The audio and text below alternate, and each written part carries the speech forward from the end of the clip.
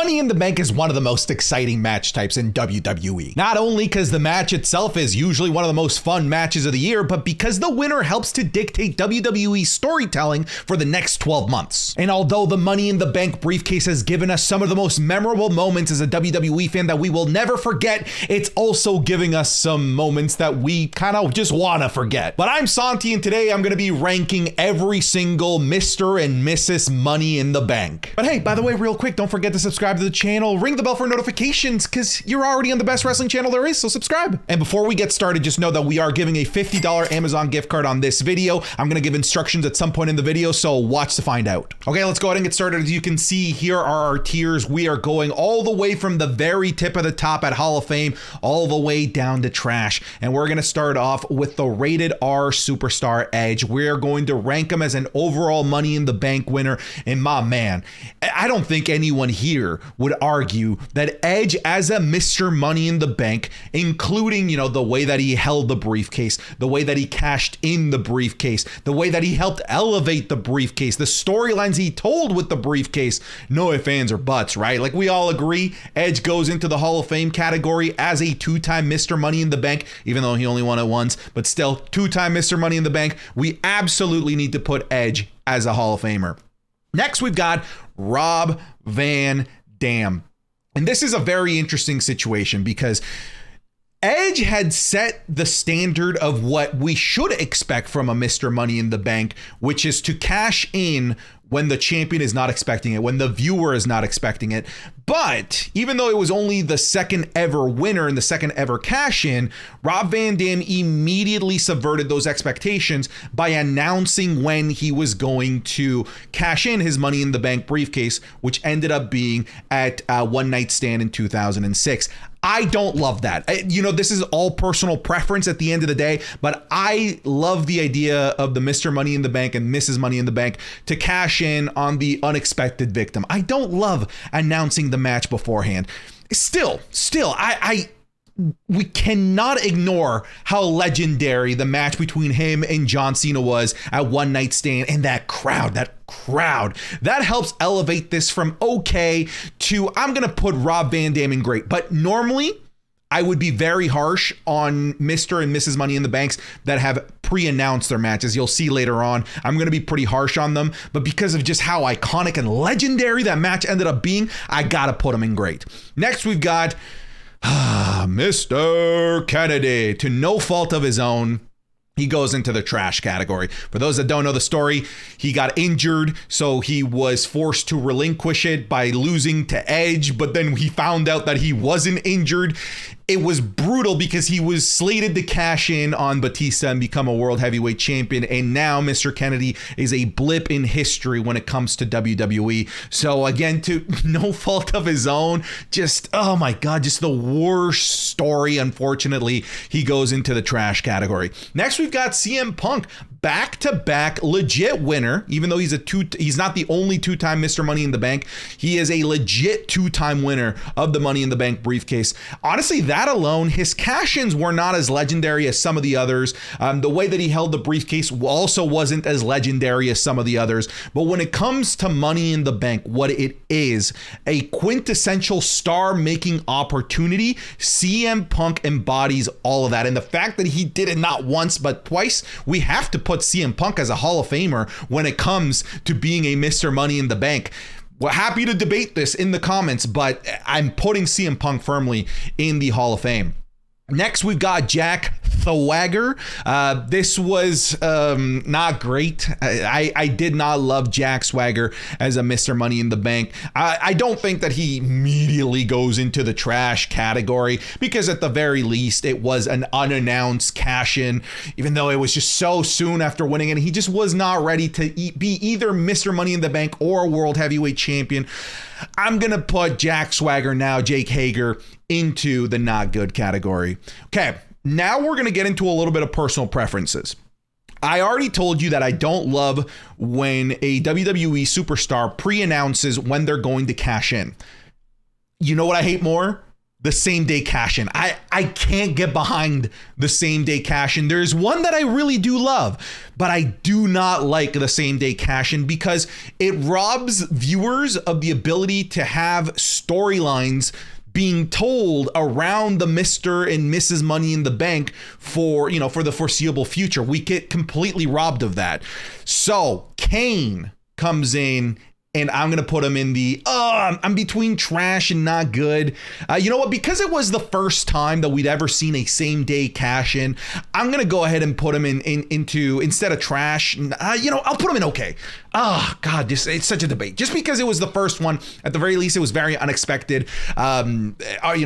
Poor Rey Mysterio, but I'm going to go ahead and put him into the okay category because I'm feeling good today. Normally, I probably would have put him in not good, so I'll put him into the okay category. Next, we've got The Miz, and The Miz is another legendary, iconic Mr. Money in the Bank. Of course, we know the cash in on Randy Orton, and then we know the cash in where eventually it was on, was it Drew McIntyre? Now I believe it was on Drew McIntyre, and then losing it like immediately to Bobby Lashley. As a Mr. Money in the Bank, I don't think he's quite Hall of Fame worthy, but he was an amazing Mr. Money in the Bank, especially that first run. I don't think that second run, because it was so weird because he took it from Otis, and then he cashed in and then basically immediately lost the title. I didn't love that, so I have a tough time putting him into the Hall of Fame category as a Mr. Money in the Bank. So I'm gonna put him in amazing. But if you were to put him into the Hall of Fame as a Mr. Money in the Bank, I wouldn't argue with you.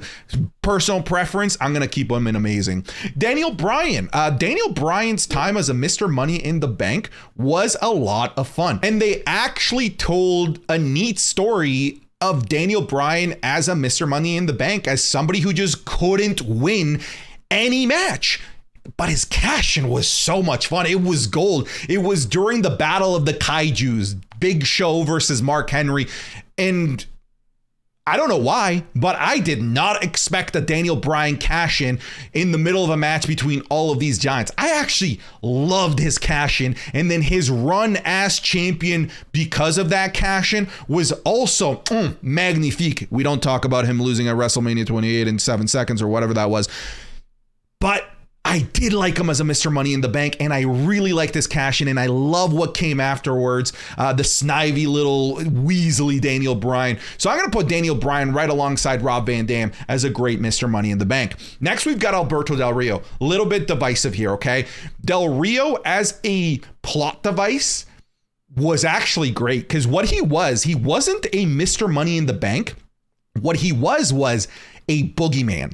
A boogeyman that was always in the back, always ready to steal your hard-earned indie darling's big moment. And it was CM Punk, the summer of Punk. So he was always this looming boogeyman that we saw try to come out at Money in the Bank during the whole walkout of CM Punk. And then eventually, of course, he cashed in after the whole shit Kevin Nash situation and at SummerSlam.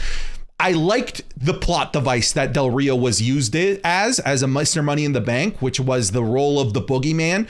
But as an actual Mr. Money in the Bank, I didn't love it. So he wasn't bad per se, but he wasn't great. So he's going to go right alongside Kane into the okay category. And shut up, we're not even going to talk about this for very long because we're putting Dolph Ziggler into the Hall of Fame. My God, that run as Mr. Money in the Bank, that was his personality. It was his persona for darn near an entire year. When I think Mr. Money in the Bank, somebody who makes their identity Mr. Money in the Bank, I think of Dolph Ziggler. And that cash-in, look, heist of the century, I think we can all agree, is the greatest cash-in of all time. This is number 2. A lot of people have Edge.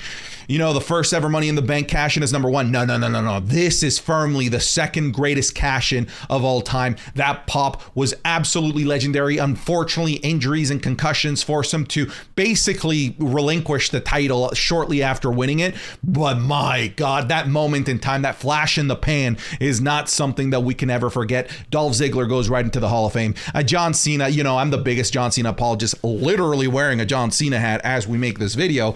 But John Cena's got to go into the trash category. He did not need the Money in the Bank briefcase in any capacity. I've already mentioned a couple of my pet peeves for Money in the Bank and Money in the Bank winners. Another one of my he did a couple of my pet peeves. He pre-announced when the match was going to be. And then for some reason, it ended in a disqualification with the Big Show getting involved. The match was terrible. But then I also hate when the Money in the Bank briefcase is used as a plot device to enhance a different storyline, as opposed to it being used to be its own storyline and to create a new storyline. And all this was a vehicle to continue to enhance the story being told between The Rock, John Cena, and CM Punk. I hated it. I don't want to see it again. John Cena's cash in goes into the into the trash category. And sadly, you know what? Damien Sandow is next. His cash-in, of course, we know was trash, losing to John Cena. Cena wins, LOL, right? Am I right? But his time as Mr. Money in the Bank was a lot of fun. His beautiful briefcase that he made for his intellectual of the masses gimmick was actually a lot of fun. So when he was actually holding the briefcase, I really, truly, genuinely enjoyed Damien Sandow as a Mr. Money in the Bank. But his cash-in, if we were just doing cash-ins, he'd be trash. But at the very least, he is saved from the trash category because of his time with the briefcase. So he's going to go into the not good category for me. Next, we've got Randy Orton, and similar to Alberto Del Rio, and Randy Orton was the boogeyman that was ready to steal the moment from our indie darling. Sadly, this was the biggest moment from, at the time, the biggest indie darling ever, with Daniel Bryan beating not just anybody, John Cena, clean at SummerSlam, only to have Triple H turn on him, pedigree Daniel Bryan, and then out comes Randy Orton, who doesn't even need to hit a move, just goes right for the pin. The cash-in was a heartbreak. It was haunting. But goddamn, was it executed masterfully. The cash-in was, my God. Look, you may not love the fact that Daniel Bryan was getting absolutely destroyed by the Authority, that he was getting buried, that it needed the push of the fans to get what we wanted out of Daniel Bryan. But my God, that was one of the most evil things that WWE has ever done to us. And that's how you use the Money in the Bank. Honestly, Randy Orton, just for that cash in, how evil it was, goes into amazing. Right next to The Miz. My goodness. All right. Let's go to Seth freaking Rollins. Man, we're in a little bit of a hot streak here, because Seth freaking Rollins, one-time winner of the Money in the Bank briefcase, held it for a really long time. Very similar to Dolph Ziggler in that it became his persona, his gimmick, that he was the Mr. Money in the Bank, and he did a great job carrying that mantle. And then his cash-in was the greatest cash-in of all time. What's wild is that I don't know why. I consider myself a smart wrestling fan. I didn't see this coming in any way, shape, or form. Completely caught me off guard with a left hook with the heist of the century. That cash in, the way he held the championship, the champion that he became, and the superstar that the Money in the Bank briefcase, the superstar that was made because of the briefcase, we got to put him in the Hall of Fame category. And look, I know it's kind of wild that we have more Hall of Famers than anything else, but that's kind of the beauty of the Money in the Bank briefcase, right? It creates these incredible, unforgettable moments. And then it also creates forgettable moments.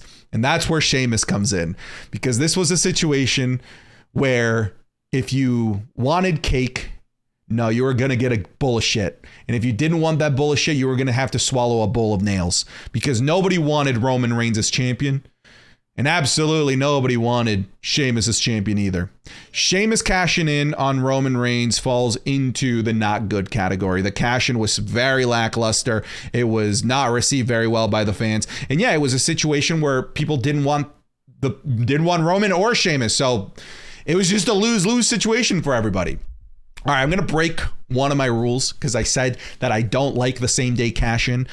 But when all three members of the Shield are champions on the same night, and it's thanks to the Money in the Bank briefcase, that, it's hard to ignore. It's not going to go into the Hall of Fame category. Don't worry if you're thinking that. But we got to put this into great, right? I don't love the same day cash in, so it loses a lot of steam for me. I can't put it into the amazing category. But Dean Ambrose doing what he did, kind of avenging what Seth Rollins did to both him and Roman Reigns all those years ago, I got to put it into the great category because it was kind of like unintentional, really long-term storytelling being told between those three. So it goes into the great category for me. Oh, poor Baron Corbin. Poor Baron Corbin. It was almost as if the Money in the Bank briefcase was a curse to him as opposed to a blessing that it is for many WWE superstars. I'm going to put Baron Corbin into the not good category. At the very least, he got to hold the briefcase for a little while. His cash in was incredibly lackluster. So he's going to go into the not good category. It's one of the few situations where the Money in the Bank briefcase was not able to help elevate a career. So goes into the not good category, very close to being in trash. Now let's go into a new era of Money in the Bank where we now have Mrs. Money in the Banks. And look, the whole Carmella situation, like, I'm borderline wanting to put this in trash because a man won Money in the Bank for her in James Ellsworth, the chinless wonder, no chin music, grabbed the briefcase for her. You know, they eventually did a rematch and she won, yada, yada, yada. But I think it really tainted what being Mrs. Money in the Bank meant, like literally like right off the get-go. The cash-in was nice.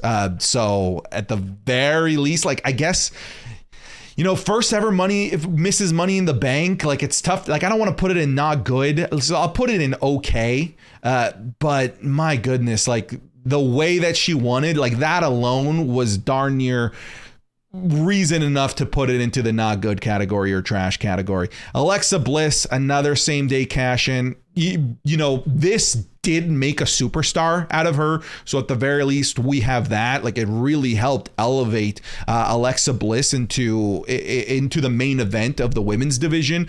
But I just don't love the same day cash in because we don't. Dude, Alexa Bliss would have been an incredibly fun long-term Money in the Miss Money in the Bank. I would have loved to see her hold that thing for a few months, but we were robbed of that. And that's the problem with those same day cash-ins. It robs us of the ability to be told a long-term story. So this is going to go into the not good category. I mean, I'm willing to have a debate, but it's just not going to happen.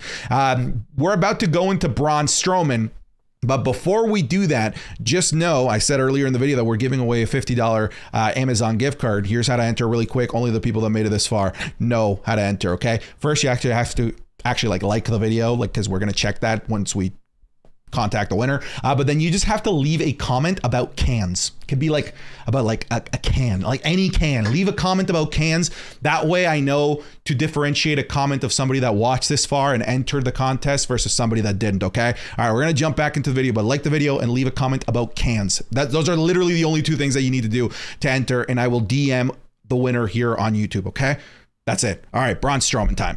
All right, Braun Strowman, trash. It was fun to see him win, but like, dude, like, WWE, make up your mind. Did you want to make Braun Strowman a star or not? Like, what was the plan? Why give him the Money in the Bank briefcase? Like, if you're just not going to really utilize it on him. So it goes into the trash category. It's actually one of those situations where I think the Money in the Bank briefcase actually damaged Braun Strowman's absolutely red hot career at that time and brought him down a peg. So he's going to go into the trash category. Braun Strowman will by no means is trash. I'm just saying him being a Mr. Money in the Bank is trash. Bayley, here we go again. Another same day cash in. I don't love these, but I love Bayley. But still not good.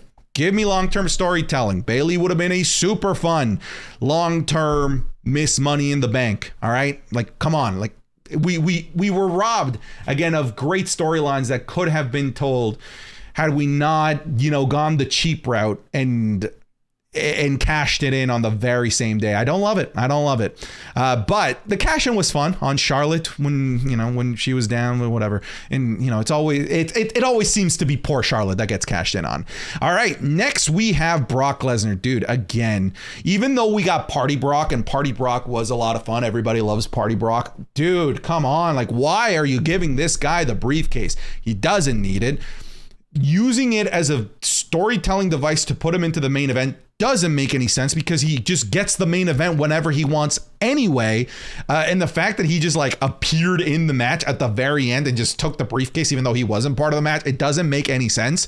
I know wrestling isn't the most real thing in the world, but like, I'd like it to make sense sometimes from a storytelling point of view, and it just didn't. So it's going right into the trash category, though we love Party Brock all day, every day.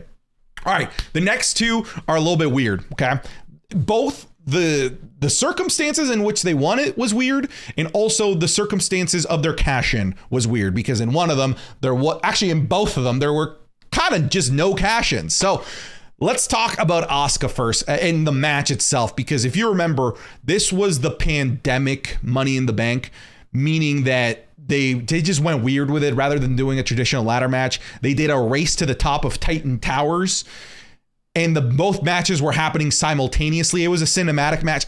I kind of enjoyed it. It was just wacky and goofy, and I was always giving the WWE the benefit of the doubt in trying new things, especially when the world was turned upside down. Okay, so Asuka won that very just bizarre Money in the Bank ladder match. But then her cash in, rather than it being like a cash in the traditional sense of like pinning somebody, it basically became a game of a deal or no deal, where Becky Lynch had to take time to go have a kid. So then Becky Lynch gave Asuka the championship because she was Miss Money in the Bank. It was a nice, heartwarming moment. Don't get me wrong. It really was. So because of that, like, I'm going to give this whole situation the benefit of the doubt, because it was the pandemic and it was a champion that needed to relinquish because she was pregnant. So it's a lot of curveballs being thrown at WWE. So I will put Asuka into the okay category. Next, we've got Otis. Very bizarre choice to be Mr. Money in the Bank. Never got to cash in, just because, WWE just didn't see him as main event worthy. So they gave the briefcase over to The Miz. So he also goes into the trash category. Next, we've got Nikki Ash. Okay, I know it technically wasn't a same day cash in, but it pretty much was. Okay, pretty much was still within the first 24 hours, because it was the next day. Okay, so I'm putting this in the category of same day cash ins, because again, we didn't get it as a storytelling device, and it just seems to be like this is just the norm for women Money in the Bank winners. Like it's the rule, not the exception, to cash in within 24 hours. Nikki Ash to me goes into the not good category. Man, WWE really needs to treat Miss Money in the Bank a little bit better, and give it some more thought and some more storytelling behind it, because as it stands today, they don't do any of those things. Big E goes into the, I'm kind of torn between great and okay. Look, I'm going to put this in the okay category. It just doesn't really go anywhere really beyond that. It was a super nice, heartwarming moment to have Big E finally win the big one. But his championship reign after that wasn't really that well celebrated. Honestly, I almost feel like he should have won the WWE Championship without the briefcase. Again, that's my opinion. Feel free to make your own list, but he's going into the okay category for me. Oh my God, can we stop with the same day cash-ins for women? Liv Morgan. Look, you're not going in trash, and you're not going to go in not good. And the only reason it was because it was on Ronda Rousey, and that's hilarious that she beat Ronda Rousey. So that's going to go into the okay category for me. But really, like, realistically, if I was sticking to my rules and sticking to my guns, she'd go into the not good category, because I hate same day cash-ins. Next, we have Theory, the most recent Mr. Money in the Bank, the last one that we had as of the making of this video. And look, a lot of people think that this is trash, not good, okay, because he didn't actually win the briefcase, but he was a great plot device to make you think that, okay, he's cashing in on Roman this time. Okay, it's Clash of the Castle. He's cashing in this time. And then he throws us a curveball by creating a new standard for the Mr. and Mrs. Money in the Bank that they can cash in on mid-card titles. I told everybody that him losing the cash in of this briefcase was actually a good thing because it was going to actually elevate him and create more opportunities for him. And I was right. It's still not amazing. Definitely not a Hall of Fame. I don't even think that it's great, but I want to defend this run as Mr. Money in the Bank because I don't think that it's trash or not good. I think he did a lot of great things with the briefcase. It just didn't lead to a championship is all. So he's going to go into the okay category. But that's it. Thanks for watching. Get out of here.